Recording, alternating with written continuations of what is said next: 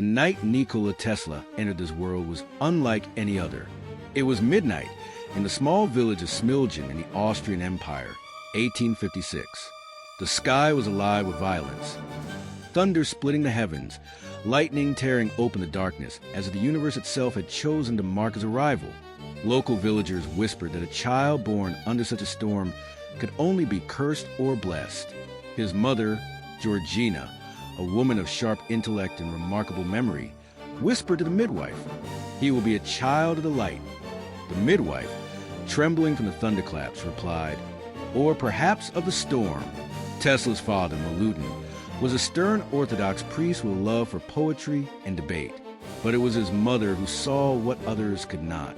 She had never gone to school, yet she invented small household devices, looms, and tools to ease daily burdens. From her, Nikola inherited his endless imagination. Even as a child, he could close his eyes and see every detail of an invention in three-dimensional clarity, as if it already existed. But young Nikola was not like other children.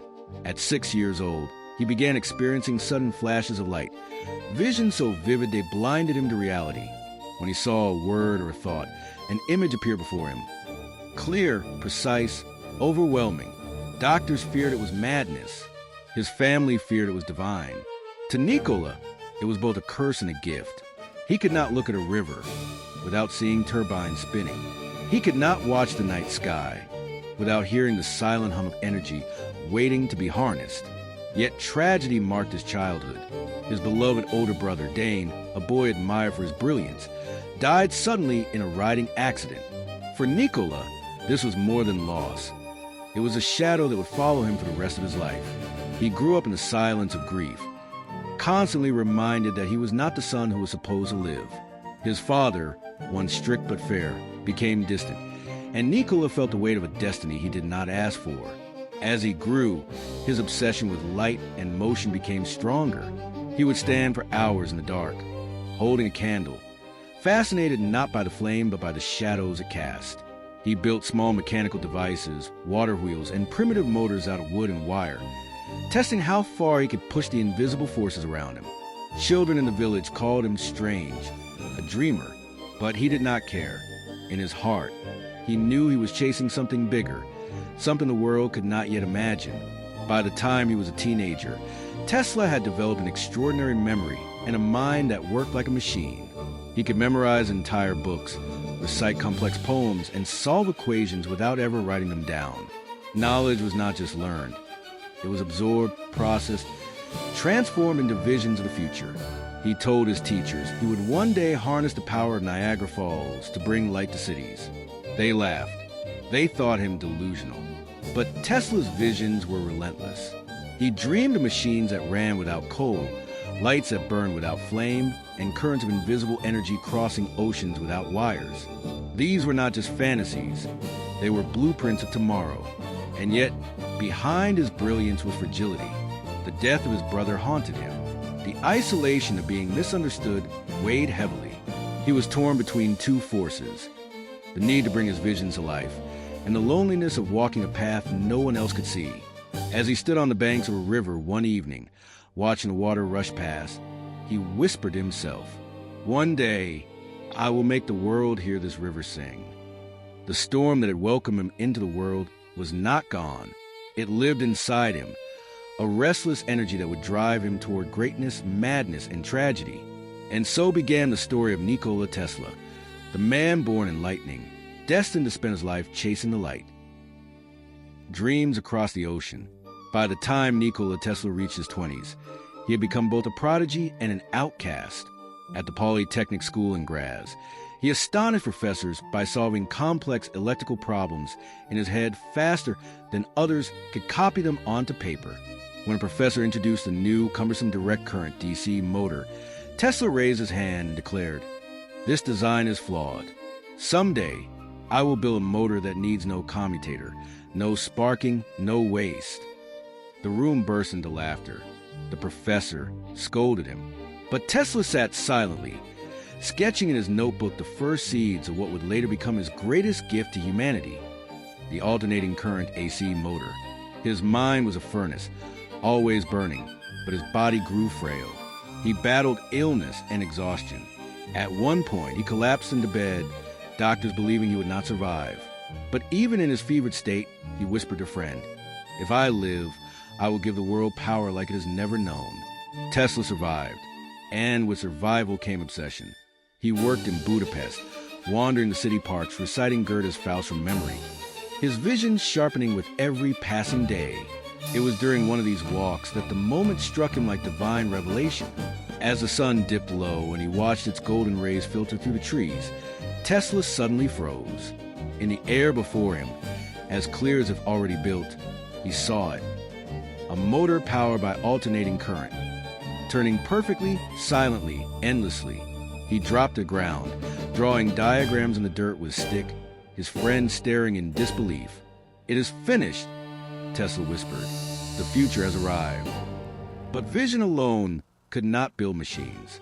Tesla needed patrons, investors, a stage on which to prove himself. Europe, bound by old empires and cautious industry, offered him little. And so, like millions before him, Tesla's eyes turned west, to America, the land of invention, where the air itself seemed to buzz with opportunity. He carried with him a single suitcase, a handful of coins, and a letter of recommendation from his former employer that read, "I know two great men. You are one of them. The other is this young man." The year was 1884. Tesla arrived in New York City with nothing but his dreams. He stepped onto the bustling streets, overwhelmed by the towering buildings, the chaos of carriages, the smell of coal smoke mixing with the salty air of the harbor. In his pocket was the address of one man he believed could change his life, Thomas Edison. Edison was already a king in America, the wizard of Menlo Park, famous for the phonograph, the incandescent bulb, and his relentless work ethic. He employed armies of men in his laboratories, a general commanding an empire of invention. To Tesla, Edison was the gatekeeper to the future. To Edison, Tesla was just another ambitious immigrant. Their meeting was charged with tension from the very start. Edison, stout and pragmatic, looked at the tall, gaunt, foreign newcomer with curiosity. Tesla explained his vision for alternating current, a cleaner, more efficient way to transmit power over vast distances. Edison frowned. His empire was built on direct current, a system he had already sold to cities and investors. Alternating current? Edison muttered, shaking his head. Too dangerous, too impractical. Stick with direct current. That's the future. But Tesla did not back down. "No," he said, his voice steady.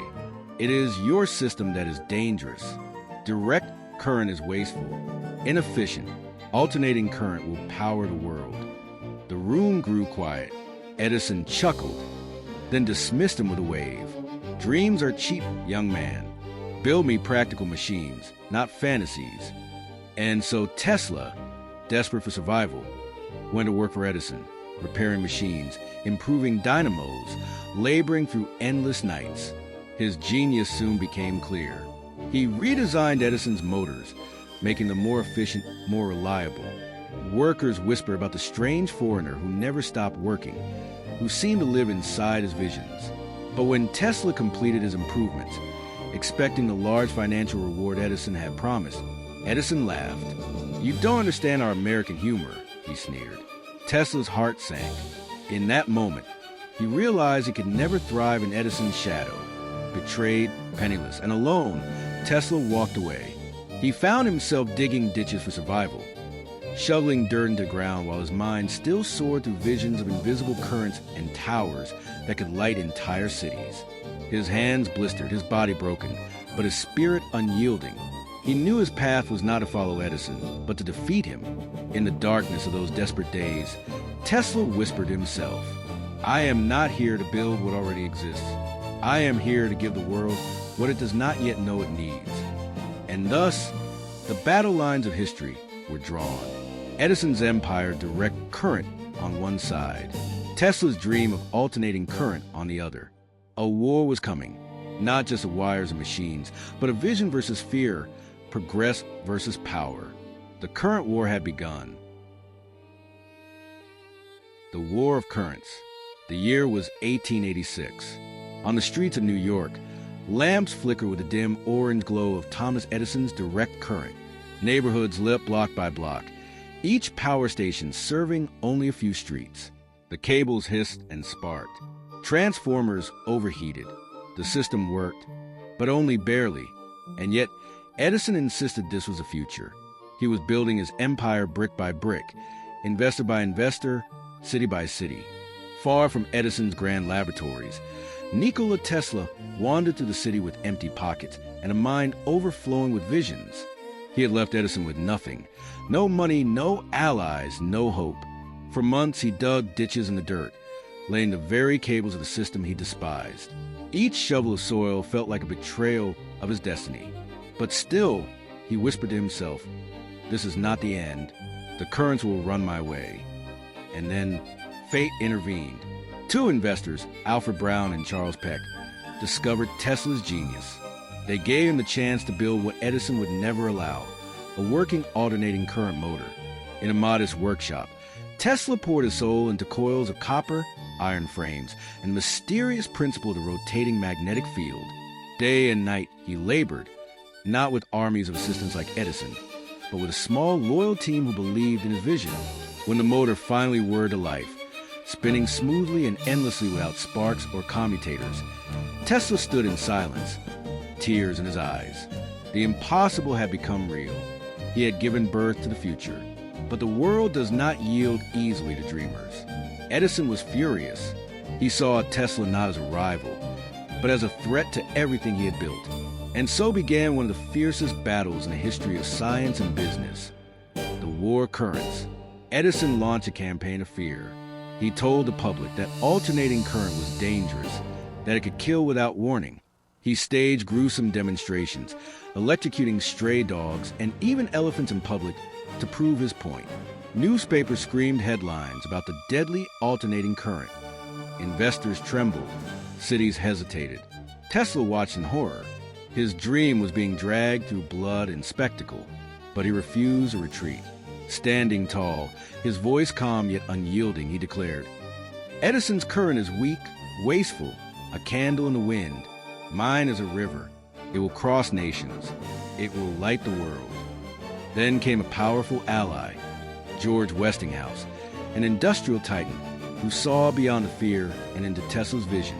Westinghouse purchased Tesla's patents and offered him not just money, but something greater, a stage to prove alternating current's true power. Together, Tesla and Westinghouse waged war against Edison's empire.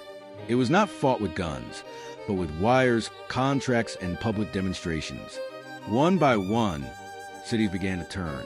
Alternating current could travel miles, not just blocks. It was cheaper, more efficient, unstoppable.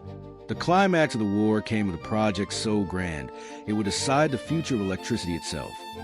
Harnessing Niagara Falls. Edison scoffed, saying it was impossible. But Tesla had dreamed of this moment since boyhood, standing by rivers whispering that one day he would make them sing. Now the chance had come. As plans for the hydroelectric plant took shape, the world watched. Would Niagara roar with Edison's dim flame, or blaze with Tesla's current light?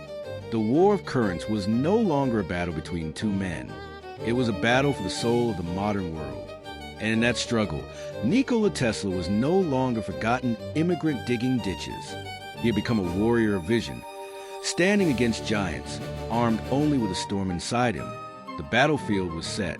The future of humanity was on the line. Niagara, the river of light. The war of currents had raged for years, a battle fought not with swords but with wires, contracts, and the hearts of nations. Edison still had influence, his name etched into every light bulb and phonograph. But Tesla, the strange foreign dreamer once mocked for his visions, was no longer a whisper in the dark. With Westinghouse at his side, he had become the torchbearer of a new age. And now, the world's eyes turned to a single place, Niagara Falls. For centuries, the falls had thundered with untamed fury, its endless torrent of water crashing into the gorge below. Poets wrote of its majesty. Painters tried to capture its power, but to Tesla, Niagara was not just a wonder, it was destiny. As a boy in Croatia, standing by a river, He had promised himself that one day he would harness nature's might to bring light to mankind. And here it was, waiting. The plan was audacious. Build a hydroelectric power plant that would use the falls to generate alternating current, and then send that current miles away to power the city of Buffalo. It had never been done before. If successful, it would prove to the world that AC was a future. If it failed, Tesla's dream, and perhaps his reputation, would die forever. Construction was brutal. Engineers doubted. Investors trembled. Newspapers called it the gamble at Niagara. But Tesla worked tirelessly, guiding the designs, perfecting the machines. His polyphase AC system, once just a sketch in the dirt of a Budapest park, was now the beating heart of this colossal experiment. As the massive turbines were lowered into place, workers whispered that they felt part of something larger than themselves, something history would never forget. The roar of the falls became a hymn to progress.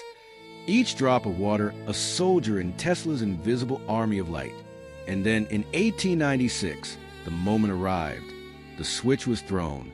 The turbines roared. The dynamos turned. Electricity surged through Tesla's system, racing down wires, crossing miles of countryside. In Buffalo, far from the falls, lamps flickered, then blazed with steady light. For the first time, a city had been powered by the distant strength of a river.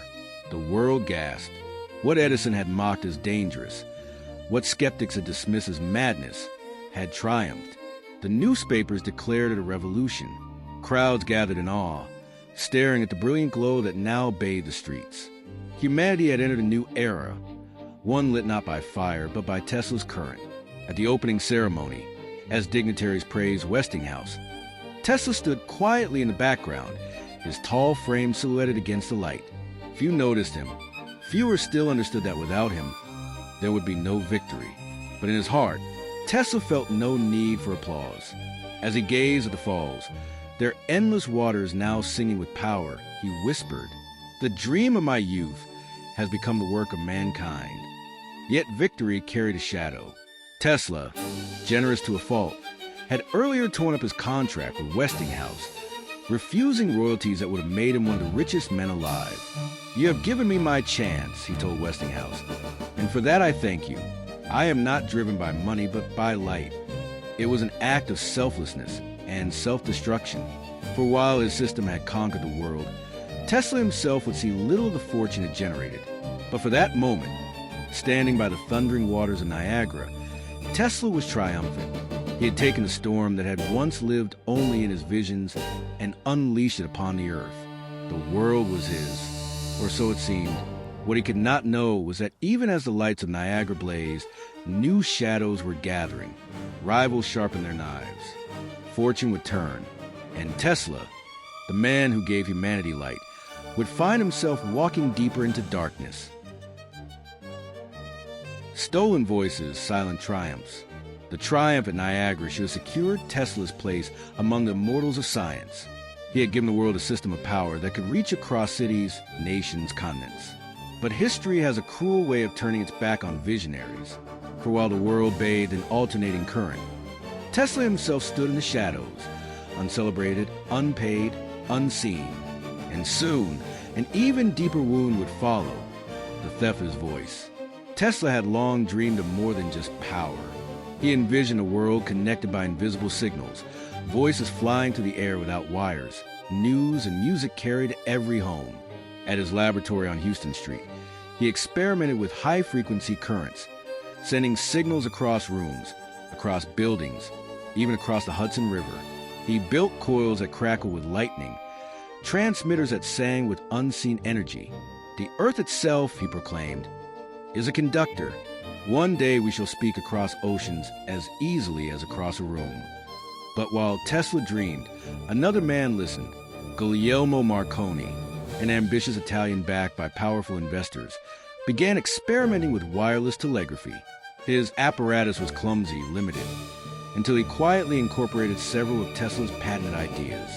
With those stolen sparks, Marconi succeeded in sending signals across the Atlantic. The newspapers hailed him as the father of radio. Tesla, reading the headlines, trembled with rage. "Marconi is using 17 of my patents," he muttered. "He is a thief, but let him continue." He is a donkey struggling with the work of a lion. Yet the world did not hear Tesla's protest. Investors flocked to Marconi. Honors and prizes poured into his hands. And in 1909, when the Nobel Prize in Physics was awarded to Marconi, Tesla received nothing. The man who had opened the door was left standing outside, forgotten. Imagine building the bridge, only to watch another man walk across it and be crowned a hero. It was more than an insult. It was a wound to Tesla's soul. He had never cared for wealth, but he craved recognition. Not for vanity, but because recognition meant survival. Without it, investors turned away, laboratories closed, and visions withered. Still, Tesla pressed on. He sketched designs for a global communication system, the Wardenclyffe Tower, a structure meant to beam wireless signals, energy, even power across the world. The Earth, he said, will be my conductor. I will give light and voice to all humanity. But investors like J.P. Morgan grew wary. They wanted profit, not utopias. Where do we put the meter? Morgan sneered, mocking Tesla's dream of free, limitless energy. Funding dried up. Wardenclyffe, the great tower of the future, was left unfinished, its skeletal frame rusting against the Long Island sky. Tesla watched as his tower was abandoned, a monument not to progress but to betrayal.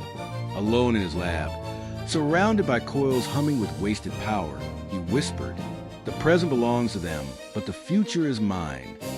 And yet, even as he clung to hope, the silence of recognition grew louder. His inventions lit cities, powered industries, and carried voices across the seas. But his own name faded from the world he had transformed. It was the cruelest irony.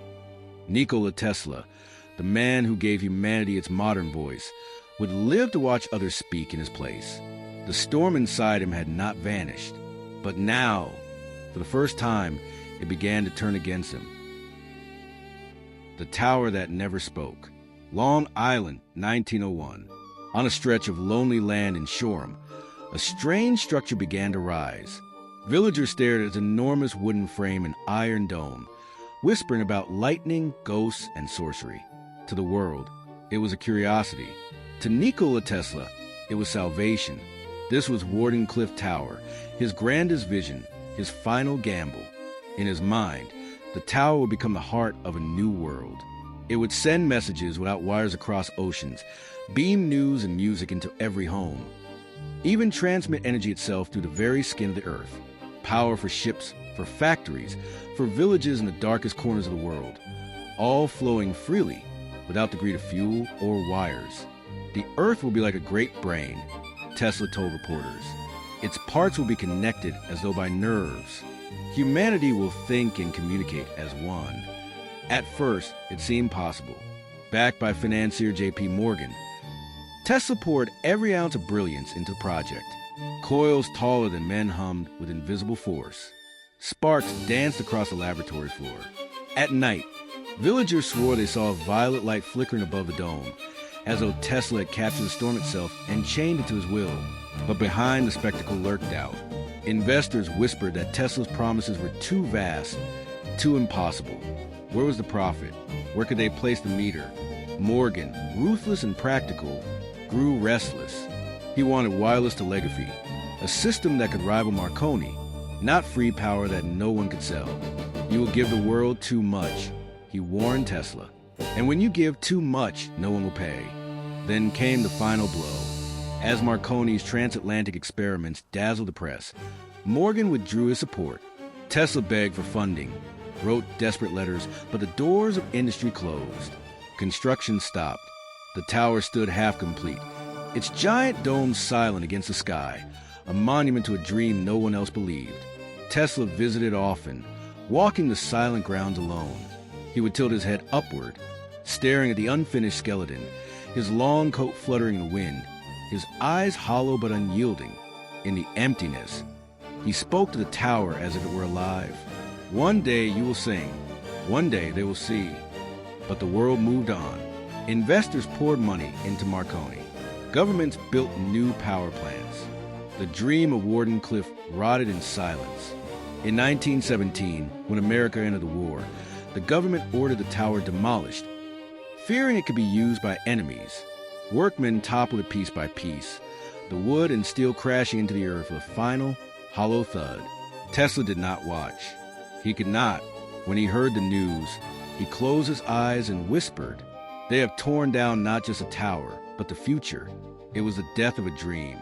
The man who once commanded storms now found himself drifting deeper into obscurity, wandering hotel rooms with unpaid bills, living among pigeons and fading memories. Yet inside him, the storm still burned. He had lost his tower, but not his vision. He had lost his fortune, but not his fire. Wardenclyffe was gone. But Tesla, fragile, forgotten, and haunted, still believed that the world he had imagined would one day be born. Alone with the pigeons, the man who once dreamed of lighting the entire earth now lived in the dim corners of New York hotels. His laboratories were gone, his investors vanished, his tower demolished. What remained was Nikola Tesla, tall, frail, moving like a ghost through a city he had once electrified. In the Waldorf Astoria, the Hotel St. Regis, and later the New Yorker Hotel, he rented modest rooms, often unable to pay the bills. Managers tolerated him only because of his name, though by then, even his name had faded from the front pages. The world was racing forward with inventions that bore his fingerprints. Yet he himself was left behind, forgotten in the shadow of his own genius. Tesla became increasingly withdrawn, consumed by rituals and obsessions. He dined alone, always at precisely the same time, always at the same table. He demanded his napkins be stacked exactly 36 high. He counted his steps as he walked, refused to touch the hair of another person, and recoiled at the sight of pearls. Cleanliness and order, he once said, are the key to clarity of thought. But to outsiders, it looked like madness. And yet, amid his eccentricities, there was a tenderness that few ever saw. Tesla found companionship not among men, but among pigeons. In the parks of New York, he fed them daily, memorizing each bird by sight. They gathered around him like loyal disciples, resting on his shoulders, cooing softly as if they alone understood his loneliness. Among them, there was one white pigeon with gray-tipped wings that Tesla loved above all. "I loved that pigeon as a man loves a woman," he confessed once. "She was the joy of my life. As long as I had her, there was a purpose." One evening, as the city roared outside with automobiles and electric lights, technologies built on his dreams, Tesla sat in his room, the pigeon resting on the windowsill. She was dying. With tears in his eyes, Tesla held her gently in his hands. There was a light, he later recalled. A powerful light came from her eyes, brighter than anything I had ever produced in my laboratories. And then she was gone. The moment broke him. For a man who had given light to humanity, the loss of one fragile bird was unbearable. "Something went out of my life that day," he whispered. "Until then, I knew my life's work was not finished. But after that, I knew it was." As years slipped by, Tesla wandered further into obscurity. He scribbled notes about strange weapons that could end all wars, rays that could cut through armies, machines that could split the earth itself. Few listened. To most, he was just an eccentric old man with wild eyes and empty pockets. The New York Times occasionally printed his claims with a mixture of fascination and ridicule. Governments peeked at his patents, but no one truly believed. Yet even as he faded, Tesla clung to hope. He still dreamed of a world lit without wires, a world where energy flowed like water, free and abundant. He walked the streets, his tall frame hunched, whispering his ideas to anyone who would listen. Most brushed past him, never realizing that the frail figure in the worn suit was the man who had given them the very lights glowing above their heads. In the end, Tesla's only true company was a storm inside him, and the silence of a world that had turned its back. The boy who once dreamed of rivers singing, the man who had bent lightning to his will, now sat alone in hotel rooms, surrounded not by applause or fortune, but by shadows and pigeons. And yet, even in loneliness, there was something unbroken about him. For in the quiet of those nights, when the city hummed with the electricity he had given it, Tesla would close his eyes, see his visions as clearly as ever, and whisper to himself, "The future is mine, though I may not live to see it." The man who died in the dark, the world he lit forever. January 1943, the New Yorker Hotel, room 3327. A cold winter wind rattled the windows, carrying with it the distant hum of a city ablaze with light. Neon signs flickered on Broadway. Elevators rushed through steel towers. Factories roared through the night, all powered by alternating current, all born from the mind of one man. Yet in that room, Nikola Tesla lay alone, frail and forgotten. He had once walked into New York like a conqueror of storms, his visions electrifying the world. Now, at 86 years old, he lived as a recluse, his only companions are memories of dreams too great for his time. His suit was worn thin, his shoes patched, his pockets empty. The newspapers rarely printed his name anymore, except to mock his claims of death rays and machines of impossible power. To the public, Tesla had become a relic of the past. But history has its cruel poetry, for while the world forgot him, it still moved to his rhythm. Every light bulb glowing above Manhattan, every radio wave humming through the air, every generator turning in hidden power plants, all whispered his name, though no one paused to hear it. On the night of January 7th, Tesla sat by his window, staring into the city. He could feel his body failing, yet his mind still sparkled with visions. He spoke softly to himself, perhaps to the pigeons who no longer came, perhaps to the storm that had lived inside him since birth. The present is theirs, but the future is mine. When the maid entered his room the next morning, she found him lifeless on the bed, his long fingers folded gently across his chest. There were no crowds outside, no headlines screaming his name, no monuments waiting to rise in his honor. The man who had lit the world had died in the dark. For days, his death went largely unnoticed. The war in Europe filled the papers. Roosevelt and Churchill commanded the headlines. Tesla's passing was a footnote, and yet, quietly, something stirred. FBI agents rushed to seize his papers, fearing hidden weapons and secrets that could change the course of the war. His notebooks, filled with equations and sketches of machines that no one understood, were locked away. Some would vanish forever, feeding legends of lost inventions and secret powers. But time, as always, revealed the truth. Decades later, as the world raced deeper into the age of electricity, of radio, of wireless communication, of remote controls and X-rays, of satellites and solar power, humanity began to rediscover the shadow behind it all. One name kept returning, rising like a ghost from the silence: Nikola Tesla. He had been called mad, eccentric, impossible. Yet the impossible had become everyday life. He had been mocked for dreaming of wireless power, and yet today we charge our devices without cords. He had been ridiculed for imagining instant communication across the globe, and yet today we carry it in our pockets. The man who died alone in a hotel room was no longer forgotten. He was reborn as a symbol, the prophet of electricity, the master of lightning, the dreamer who saw the world not as it was, but as it could be. And so his story does not end in that dim hotel room. His story lives in every flicker of light, every voice carried across invisible airwaves, every motor that hums with alternating current. His story lives in the very pulse of the modern world. When people speak of heroes, they name those who conquered nations. When they speak of visionaries, they name those who built empires. But Nikola Tesla, he conquered neither land nor throne. He conquered the storm itself, and in doing so, he gave humanity a future. The villagers who once whispered that he was a child of lightning were right. He was not born for his own time. He was born for ours, and for the generations yet to come. And so, if you stand beneath a streetlight at night, or listen to a voice traveling through the air, or watch a city glow against a dark sky, remember the man who died in silence so that the world could live in light. Nikola Tesla, the man who saw the future. Nikola Tesla lived and died in silence, but his light still shines in our world today. If his story moved you, if you believe forgotten voices deserve to be remembered, then join us here. Subscribe to Silent Stories and walk with us into the lives of heroes the world tried to forget. Every week, we bring you the untold, the hidden, and the lost, so that their voices never fade again. Hit subscribe and keep the light alive.